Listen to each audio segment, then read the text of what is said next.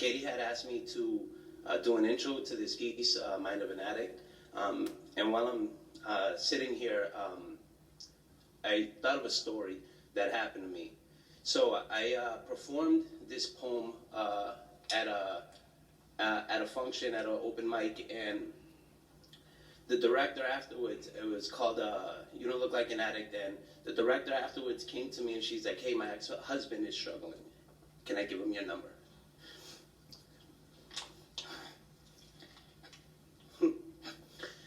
He called me 2 months later and we started talking, and he's like, hey, I'm struggling. I'm like, hey, give him some encouraging words. It was just there to listen, not to judge, but to listen. So he made the choice to go to a detox, went to a halfway house, and I was talking to him about 2 months later. I hadn't heard from him, and I got a phone call. He said, hey, Kenny, I'm at this halfway house. I'm like, oh, that's awesome. He's like, hey, I just celebrated 3 months. I'm like, that's cool. I'm like, what halfway house you in? He told me. I'm like, my little brother's here. He's like, who's your little brother? I told him. He's like, that's my roommate. They moved in together. They had massive cleaning time. It was great to see. When I'm standing here, it's not lost upon me the impact addiction has on people. Tim passed away last month.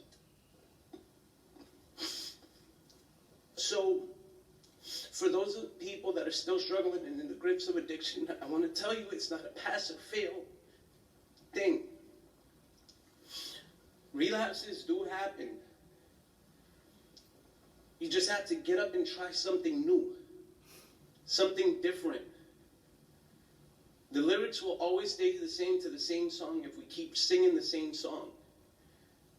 Whether 12-step fellowship, a 12-step recovery, or faith-based recovery, or abstinence by any way, recovery is possible.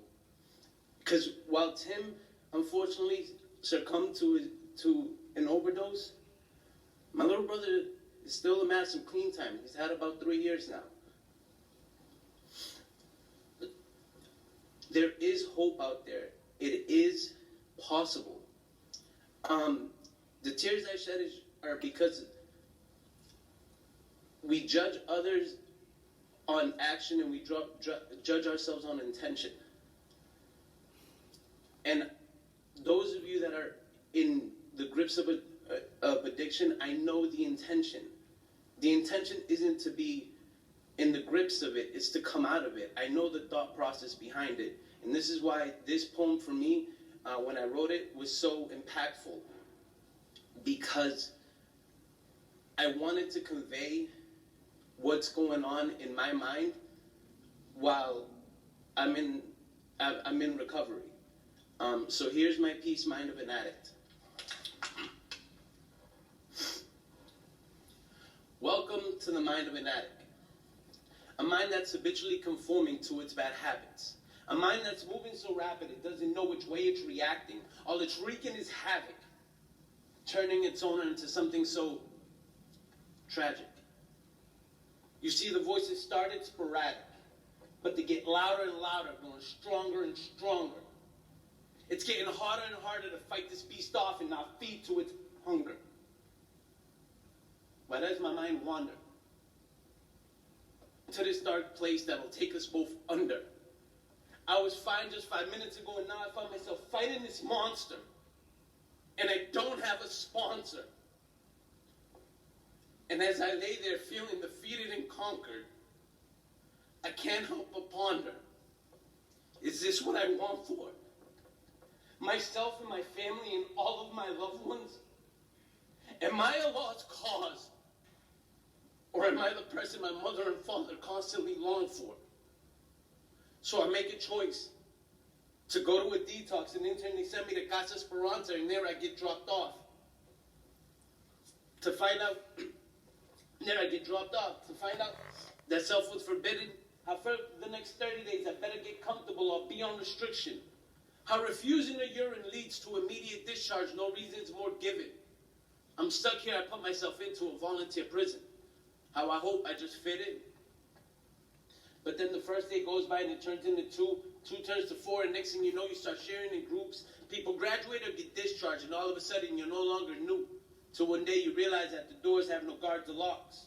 The only thing that stops you from leaving is to choose. Because of who I'm accountable to.